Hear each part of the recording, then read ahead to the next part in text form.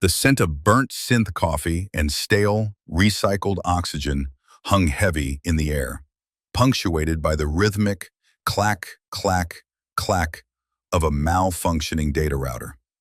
Ambassador Kalen, a Vespian of the Lumina caste, felt her intricate neural networks shriek in protest. This was not the pristine, acoustically optimized, logically arranged environment she was accustomed to within the galactic hegemony of ordered systems. GOS. This was a human outpost, a frontier diplomacy hub, as they euphemistically called it, located in the outer fringes of the Nebula Prime sector, dangerously close to the turbulent Etheria veins. Her four primary sensory antennae twitched, processing the cacophony. A human technician whose uniform was inexplicably stained with a vibrant blue liquid was currently engaged in a heated, illogical debate with a voice-activated beverage dispenser, demanding extra foam from a machine clearly designed only for standardized fluid delivery. "You call this a Grand Nebula latte, you tin can fraud?" the human bellowed, shaking a fist at the impassive machine. "My grandma's orbital thrusters have more froth than this." Nearby, a precarious tower of unbound data slates teetered dangerously on a workstation, cluttered with what appeared to be fossilized food remnants of indeterminate origin.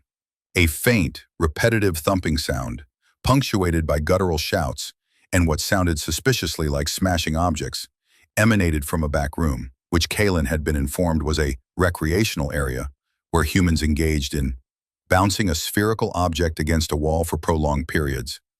Disorder. It was a physical assault on her Vespian sensibilities. Her species, renowned for their intricate, self-sustaining Dyson spheres, where every molecule was precisely placed, and their perfectly integrated societal structures, where every action served the collective good, valued harmony, efficiency, and predictable patterns above all else. Chaos was anathema, a cancer on the logical mind. And this human outpost was a swirling vortex of it, a monument to defiance against all that was rational. Kalen adjusted her ceremonial robes, their shimmering hexagonal scales momentarily reflecting the harsh, uneven lighting that pulsed with a faint, irritating flicker. She was here on a mission of critical importance to the GOS, one that transcended mere diplomatic niceties. The GOS, an ancient and vast alliance of logical, well-ordered species, was facing an unprecedented crisis: resource depletion in their core systems. Centuries of meticulous planning, flawlessly executed simulations, and optimal stellar engineering had failed to account for a recent, unpredictable stellar fluctuation that had accelerated the decay of key mineral-rich worlds. Their perfectly maintained equilibrium was teetering, threatening to unravel millennia of calculated stability. Their salvation, if it existed at all within the bounds of possibility, lay in the newly discovered, incredibly rich cluster of nebulae, the Etheria veins. Located perilously close to the nascent and deeply unsettling territory of the United Terran Confederation, UTC, the Etheria veins were a chaotic, volatile expanse, a cosmic maelstrom of unstable energy fields, rogue gravitational currents, and previously unknown exotic matter. They defied all known GHOS extraction protocols. Their previous, highly logical attempts to mine it had resulted in spectacular and astronomically expensive failures. Entire fleets of automated precision-guided mining drones had simply vanished into temporal distortions, or been vaporized by unexpected plasma discharges. This was why she was here: to negotiate access, to somehow incomprehensibly understand the human approach to this unmanageable chaos, and perhaps to quell the rising panic within the GHOS leadership, a panic that bordered on the unthinkable, the fear of disorder finally consuming their perfect systems. A human approached her, weaving through the cluttered lounge with an almost gravitational defiance of neatness. He was tall, with disheveled dark hair that seemed to possess a rebellious life of its own, and eyes that held a peculiar glint of distant amusement, even as his suit jacket hung askew, as if he'd just survived a low-gravity wrestling match. This was Dr. Eris Thorne, the UTC's primary xenolinguist and cultural anthropologist, designated by the humans as her liaison. He was known, even in GHOS intelligence reports, for his unsettling ability to navigate chaos with a smile. Ambassador Kalen, Eris said, extending a hand. A strange, illogical gesture of greeting that involved skin-to-skin contact, a transfer of unknown microbes and unpredictable thermal energy. His voice was warm, surprisingly melodic, but tinged with a dry wit that Kalen often found baffling, like a language spoken entirely in paradoxes. Apologies for the enthusiasm of our environment. The coffee machine has been having an existential crisis all morning. Apparently, it prefers to brew its own destiny. The concept of crisis for a fluid dispenser is curious, Kalen replied, carefully retracting her primary manipulator before it could make unwanted contact with his hand. Her own form was a delicate, segmented exoskeleton, more suited for precise mathematical gestures than crude biological contact. And your recreational noise is consistent and acoustically disruptive. Eris merely chuckled, a sound that seemed to vibrate with a perplexing mixture of amusement and tolerance. Oh, that's just Ensign Miller expressing himself. He's got a lot of pent-up energy from a rather spirited game of spaceball. We find it's better out than in. Like a volatile gas, prevents explosive decompression of the psyche. Kalen did not know, nor did she wish to. The very idea of an unstable psyche, of volatile emotional gases, was antithetical to Vespian well-being. My purpose here, Dr. Thorne, is urgent. The galactic hegemony requires immediate access to the Etheria veins. Our long-range probes indicate the UTC has already established operations within the cluster. We seek to understand your methods for resource extraction within such a volatile environment. Eris's smile widened, revealing teeth that were, to Kalen's logical mind, surprisingly ununiform. Methods, Ambassador? We've got methods, lots of them.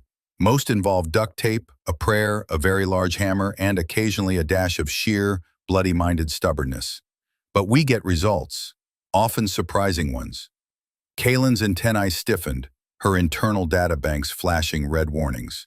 Your previous attempts, as observed by our automated probes, appeared to involve significant, uncontrolled explosions, and the inexplicable introduction of native fauna into active mining operations. This is not efficient by any quantifiable metric. Depends on what you're trying to achieve, Eris said, leading her towards a less chaotic corner, mercifully devoid of coffee machine arguments and the smell of singed synth foam. He gestured towards a window, which offered a view of the turbulent nebula. If you're trying to extract Class G heavy minerals from a plasma-rich, temporally fluctuating asteroid field without vaporizing half your fleet in a single cycle, then yeah, a few controlled explosions are par for the course. And the fauna? Well, the rock eaters, as we call them, are surprisingly good at finding the good stuff. Much better than our drones, actually. The next day, Kalen found herself aboard a UTC transport, a utilitarian vessel whose interior was less about sleek design and more about functional robustness, bearing numerous scorch marks and dented panels. It was heading deeper into the Etheria veins. The cluster was indeed a sight to behold. Swirling nebulae of incandescent gas, rogue asteroids laced with exotic minerals, and the constant, unpredictable flux of temporal distortions that made even Kalen's precise internal chronometer skip erratically. It was beautiful, but terrifying in its untamed wildness, a cosmic maelstrom that defied any attempt at logical mapping or control. Their destination was a planetoid named Ashfall, a jagged volcanic rock perpetually wreathed in toxic fumes, seismic tremors, and the occasional, unsettling roar from its deep, subterranean caverns. The GOES had, after extensive and costly simulations, declared it entirely unmineable, a death trap. Humans, apparently, had declared it a fun challenge and a prime target for resource extraction. As their shuttle descended through the turbulent, plasma-laced atmosphere, Kalen expected to see the disciplined precision of automated drones, perhaps remote-controlled excavators operating from safe, distant orbital platforms. Instead, the view screen showed rough-and-tumble human mining vessels, their hulls scarred, patched, and often crudely modified with extra plating or oversized thrusters, darting through the asteroid fields like frenetic, suicidal insects. And on the perpetually rumbling surface of Ashfall, humans in bulky, scarred environmental suits were actively engaged in herding giant rock-skinned creatures with glowing crystalline eyes and massive, grinding mandibles. "These are our rock eaters," Eris explained, his voice calm over the comms, despite the sight of a creature the size of a small mountain casually devouring a mineral-rich outcropping, sending sprays of pulverized rock and sparks into the volatile air. Indigenous to the veins, they have a natural affinity for crystalline structures. We've just redirected their appetites with sonic lures, carefully calibrated vibrations, and a surprising amount of shouting. Redirected? Kaylin felt her internal logic circuits beginning to smoke, emitting faint warning chirps. They are untamed fauna, unpredictable. They could turn on your personnel. This is an unacceptable risk calculation. "Oh, they do, all the time," Eris replied cheerfully, as if discussing the weather. "Lost 3 good drill sergeants to a particularly grumpy rock-eater last cycle. Ensign Davies is still recovering from an incident where one mistook his helmet for a rare mineral deposit, but they're surprisingly trainable and highly motivated by certain resonant frequencies. We call it rock-eater rodeo. It's surprisingly effective, if a little messy." Kaylin watched, mesmerized and horrified, as a human miner, dangling precariously from a grappling hook attached to a jump skiff, expertly placed a sonic emitter near the mandibles of a massive rock-eater, guiding it towards a particularly rich vein. The creature, roaring its displeasure at the noise, lumbered forward, its crystalline maw grinding through the rock with astonishing efficiency, leaving behind trails of glittering, refined ore. The human miners themselves were equally perplexing. They moved with an improvisational fluidity, reacting to sudden plasma flares or unexpected asteroid drifts with a baffling mix of practiced skill, reckless courage, and what appeared to be sheer, unadulterated luck. When a minor explosion occurred, a controlled detonation, as Eris called it, resulting in a shower of valuable ore, but also a significant blast radius that melted local rock, the miners would shout obscenities with impressive linguistic creativity, then immediately launch into a series of crude, self-deprecating jokes about their near-death experiences. "Did you hear about the rock eater who tried to eat a mining laser?" One miner's voice crackled over the comms, clearly enjoying the story as if it were a high point of his day. "He ended up with a severe case of beam ache and a rather shiny tooth." Laughter, loud and uninhibited, erupted across the comms. Kaylin felt her internal processors struggle to reconcile the concept of humor in the face of imminent peril. Her species, the Vespians, had no concept of humor. Logic dictated that danger elicited fear, not mirth. This was a profound, unsettling disconnect. "Your methods, they are inefficient," Kaylin insisted, her voice tight despite the overwhelming evidence of massive ore extraction now flooding the shuttle's sensors. "They are chaotic. Your personnel are at constant, unacceptable risk. This is not how an advanced civilization conducts resource management. This is madness." Eris turned to her, his gaze unwavering, his smile calm. "Ambassador, the Aetheria veins are not ordered. They are pure, unadulterated chaos. You can't fight chaos with rigid order. You have to learn to dance with it, to adapt, to improvise, to fail spectacularly, learn from the molten wreckage, and then try again. Usually in 5 different ways at once, each more unconventional than the last.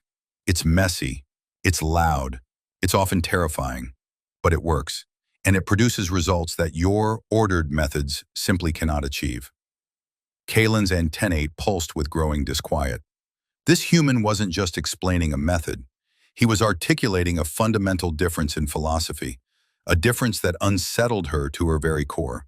The Gehos valued predictability, meticulous planning, and the elimination of all variables. Humans, it seemed, thrived on the utterly unpredictable.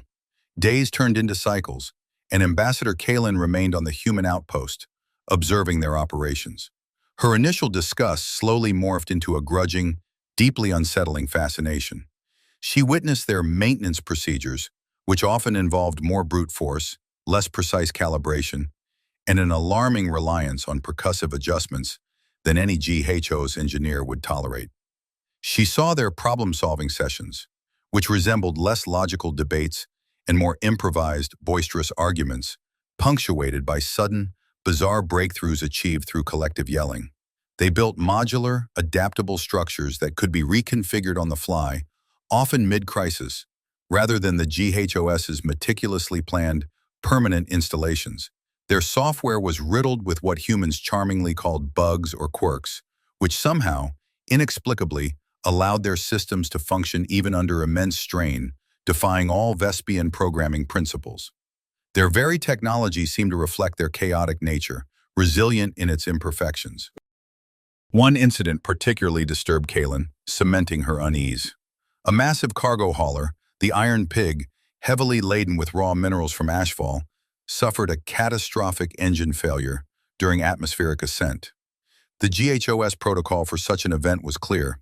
Jettison cargo to lighten the load, activate emergency beacons, brace for impact in a designated uninhabited zone, and initiate long-range recovery of the crew's black box. It was a logical, if regrettable, loss calculation. The humans did none of that. Instead, the entire mining crew on Ashfall, along with several off-duty personnel who had been recreationally thumping, scrambled into smaller, highly maneuverable jump skiffs. They didn't try to tow the crippled hauler. They didn't try to repair it mid-flight. They formed a chaotic, yelling, coordinated net around it. And then, using their skiff's maneuvering thrusters, which were clearly not designed for such strain, they literally pushed the massive hauler out of the planet's gravitational pull, guiding its massive, inert form towards a nearby larger moon for emergency docking. The process was agonizingly slow, incredibly dangerous, and filled with shouted instructions, frantic maneuvers that defied gravitational physics, and what sounded like entirely inappropriate banter. "Left a bit, Miller! You're going to ding its bumper, and that's coming out of your next pay cycle." "It's already dinged, Ramirez, just like your head after that last rock-eater rodeo. Less talk, more push." "Keep her steady, Jax. You owe me a new synth beer for this, and I'm talking top shelf. My thrusters are screaming."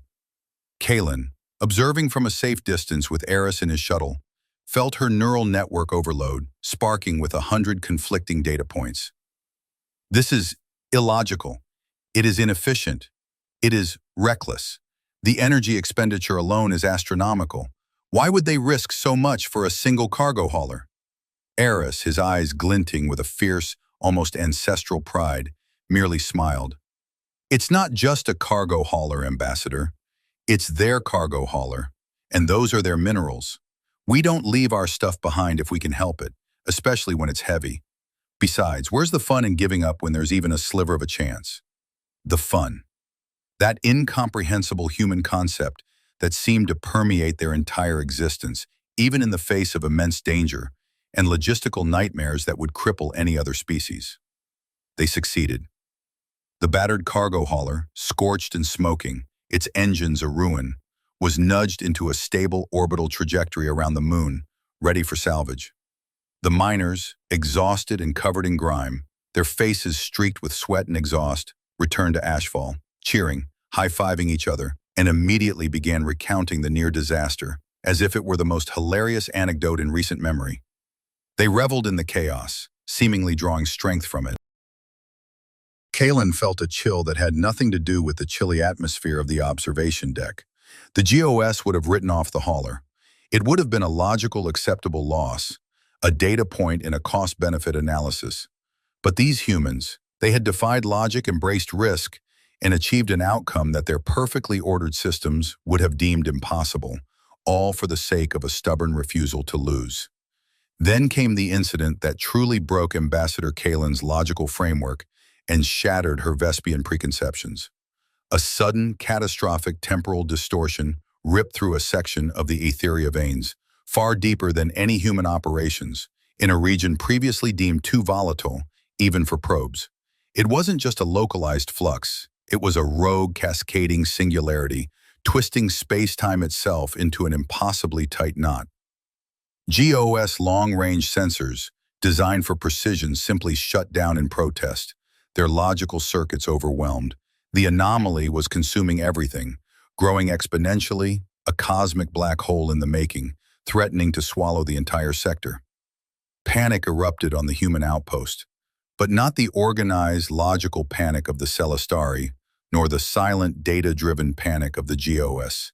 It was a frantic, shouting, oddly productive chaos. Miners rushed to secure their equipment, yelling instructions and curses. Shuttle pilots screamed into their comms, demanding updates and clearance. But crucially, no one fled, no one froze. They were reacting, adapting, improvising, their fear transforming into a raw kinetic energy. "What is that, Dr. Thorne?" Kaylin shrieked, her antennae vibrating uncontrollably, her internal neural network flaring red with error warnings as the view screen showed the growing, swirling vortex of nothingness, devouring light and matter. Eris, despite the palpable chaos surging through the outpost, remained remarkably calm.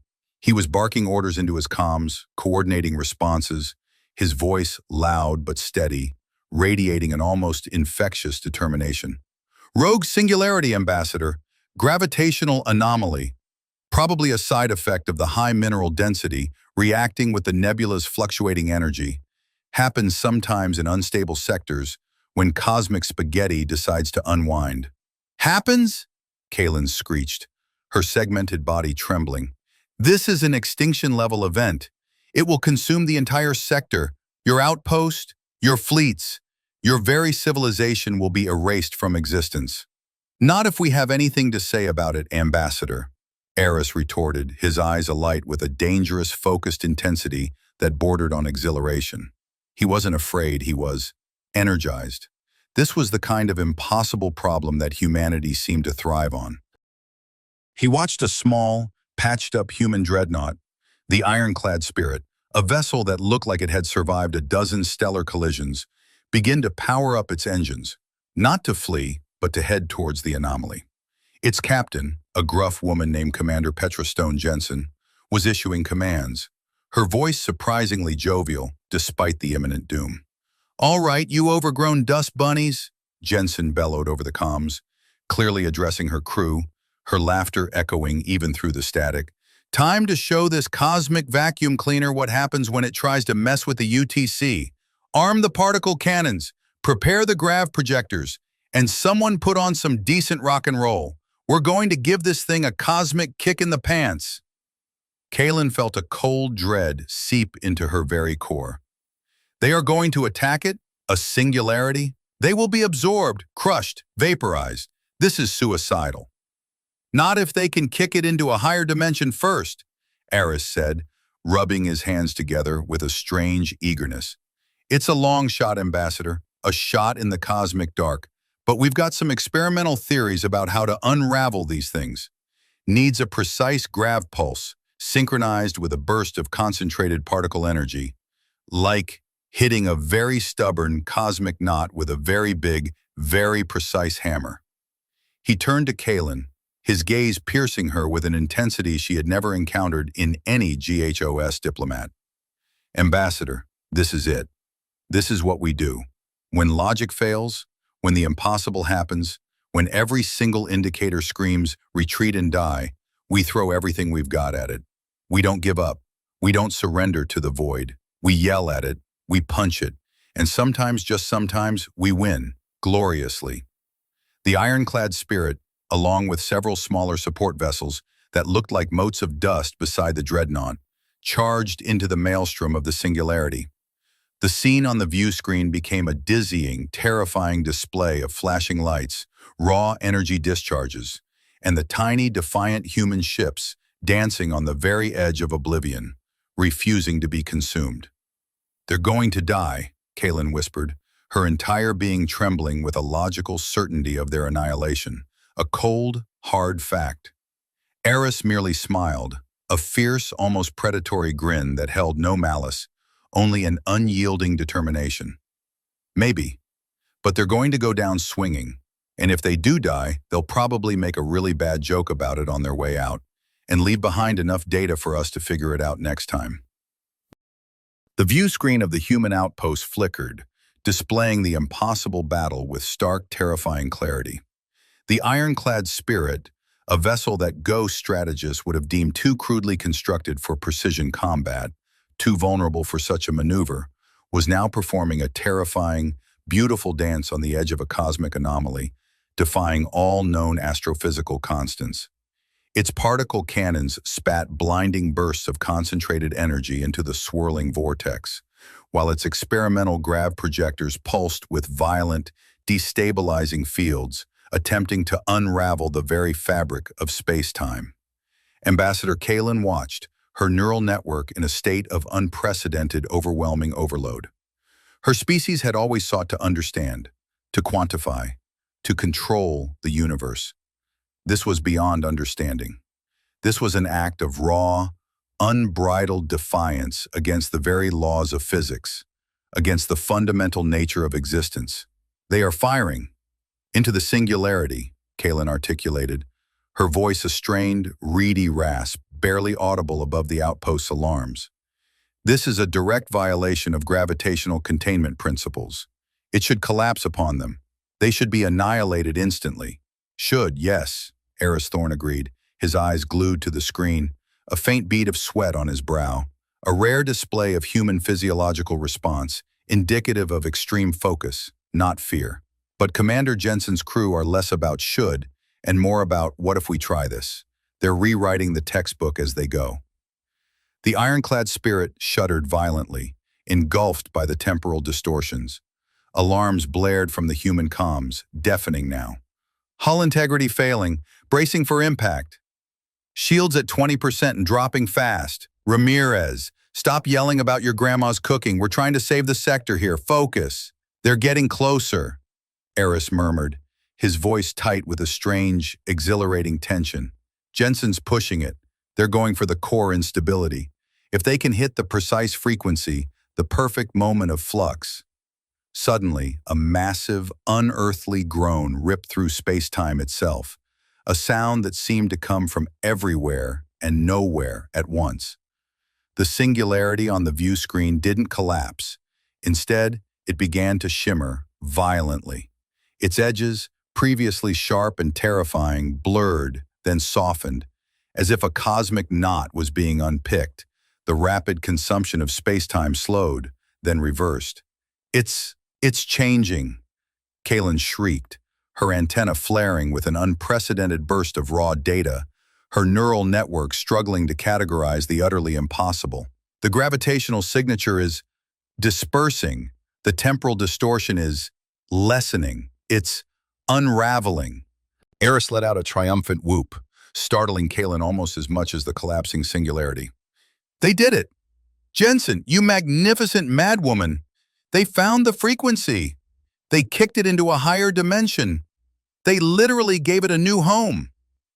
The ironclad spirit, battered and glowing with residual heat, limped out of the receding singularity, its hull smoking from atmospheric friction, its shields sparking like a dying campfire. It was a ruin, a cosmic casualty, but it was there. It was alive. "Report, Commander Jensen!" Eris barked into his comm unit, his calm completely gone, replaced by a jubilant, almost maniacal energy. "We did it, Doctor!" Jensen's voice crackled back, hoarse but triumphant, punctuated by boisterous cheers and uninhibited laughter from her crew. "Singularity's been rehomed. We gave it a nice, cozy dimension to chew on, far away from here. Just needs a new set of grav projectors and maybe a complete overhaul of the engine room. And a lifetime supply of synth beer for my crew. And tell Ensign Miller to stop complaining about his head. He'll be fine." Kalen felt her primary processors freeze, locking up with a flood of contradictory information. "Rehomed? Into another dimension? This is impossible. The energy required, the precision, it defies all known ghost theoretical physics. It is a violation of cosmic order." "That's just it, Ambassador," Eris said, turning to her, his eyes blazing with a wild, triumphant light. "It doesn't defy our physics. It just requires a different way of looking at the problem. A willingness to try the illogical, the reckless, the completely insane approach that your ordered systems would discard without a second thought." The singularity, now a faint, distant shimmer on the view screen, continued to dissipate, its threat receding into the cosmic background, becoming merely a curious anomaly. The ethereal veins, still chaotic and unpredictable, were safe once more, and the humans who had defied all logic, who had embraced the impossible, had saved them. Days later, the situation had stabilized. The ghosts, through Ambassador Kalen, had formally acknowledged the UTC's unprecedented feat. The data transmitted from the ironclad spirit on the singularity's dispersal was already profoundly confounding ghost scientists, pushing the boundaries of their neatly ordered theoretical frameworks to the breaking point. They could analyze the results, but the method remained stubbornly, terrifyingly illogical. Kalen was back in the Frontier Diplomacy Hub, a place that now seemed marginally less chaotic, perhaps because her own neural network had adapted, or perhaps because the human capacity for disorder had simply become the new terrifying baseline. She observed human technicians working with a newfound grudging respect, their odd quirks now seeming less like flaws and more like strange, effective adaptations. The malfunctioning coffee machine still clacked, but she almost found a rhythm in its protest, a beat in the underlying human chaos. Eris Thorne approached her, carrying 2 steaming mugs. Synth coffee, Ambassador? Extra foam if you're feeling rebellious. It's surprisingly good for the neural pathways, once you get past the initial shock. Kalen gingerly accepted the mug, the warmth of it foreign and slightly unsettling against her segmented hand. I still do not comprehend your methods, Dr. Thorne. Your species, your very essence, it defies all GHOS principles of order and efficiency. You embrace chaos. You risk annihilation for a single cargo hauler. You attack a singularity. Why? What drives this madness? Eris leaned against a counter, his eyes twinkling, a familiar, unsettling amusement playing on his lips. Because, Ambassador, we're not afraid to fail spectacularly. We're not afraid to look stupid. We're not afraid to try something that shouldn't work. Because sometimes, in this messy, unpredictable universe, it's the only thing that will work. Logic is a wonderful guide, but sometimes you need a little bit of glorious madness to get the job done. He took a slow, deliberate sip of his coffee, savoring the robust, slightly bitter flavor. You see, the GHOS, you've built a beautiful, perfectly ordered garden, and you live in it. It's safe. It's predictable. Every leaf is counted, every blade of grass meticulously trimmed. But the universe isn't a garden, Ambassador. It's a vast, untamed wilderness, and in the wilderness, sometimes the most logical, most ordered path leads to a very predictable, very final dead end. You prune the wildness, but you also prune your ability to survive it. He paused, then his gaze sharpened, his voice dropping slightly, losing some of its easy humor, gaining a profound, almost ancient weight. We humans, we were forged in a wilderness, on a planet that tried to kill us every single day. We fought each other, relentlessly. We fought nature, often brutally. We fought ourselves, our own prejudices, our own limitations. We learned to innovate not out of leisure, but out of desperate, screaming necessity. We learned that the rules are often just suggestions, theoretical frameworks, and that sometimes breaking them, bending them, or simply ignoring them is the only way to survive. We learned to laugh at the darkness, at the absurdity of our existence, because the alternative was to be swallowed by it, to become just another forgotten statistic in the cosmic void. Kalen felt her antennae flatten slightly against her head, a Vespian sign of intense concentration, her neural network struggling to parse the implications of his words. So your chaos, your recklessness, your constant striving, it is a survival mechanism? A deep-seated, inherent adaptation? It's more than that, Ambassador, Eris said, a profound, almost melancholic weariness touching his features. A shadow of the ancient struggles he spoke of. It's a way of being. We crave novelty. We chase the impossible. We dive headfirst into the unknown, not because we're fearless, but because the fear of stagnation, the fear of not knowing, of not trying, is a far more terrifying monster than any cosmic anomaly, any star-eating entity, any rogue singularity. He stepped closer, his gaze direct, disarmingly honest, penetrating her logical defenses. Do you know what we are, Ambassador Kalen? Do you truly understand us, Beneath the layers of our synth coffee and our chaotic arguments, Kalen's neural network whirred, processing the depths of his statement, attempting to compute an answer. She had observed their chaos, their inexplicable humor, their audacious bravery in the face of the impossible. She had seen their reckless ingenuity, their indomitable will. But she hadn't truly grasped the why, the fundamental essence of their being. Eris's voice was calm, almost gentle, yet it sent a shiver down her segmented exoskeleton, rattling her logical foundations to their core. It was a truth delivered with the quiet force of a seismic event. "We are the screaming children of a chaotic, violent, beautiful universe," he said, his eyes alight with a fierce, defiant pride that was both exhilarating and profoundly unsettling. "We are the species that looks at an impossible wall, a cosmic barrier that defies all logic and reason, and we don't turn back. We don't negotiate, we don't find a loophole. We just ask, very simply, how many times do we have to bash our heads against it until it breaks? Not because we're stupid, Ambassador, but because we fundamentally refuse to believe that anything is truly impossible if you just keep trying." He took a final sip of his coffee, finishing it, then set the mug down with a soft clink, his eyes fixed on Kalen, holding her gaze with an unnerving, unblinking intensity. "And sometimes, Ambassador," Eris concluded, his voice a low, resonant rumble that seemed to echo with the triumphs and tragedies of millennia, "just sometimes, the wall breaks first, and then we get to see what's on the other side." Kalen stood frozen, her four primary antennae quivering, her internal processors overwhelmed by the sheer, unquantifiable truth of his words. She had come seeking an explanation of tactics, of technology, of logical resource management. She had not expected this raw, almost brutal, philosophical dissection of a species' soul. The humans weren't just clever, they were relentless to an insane degree.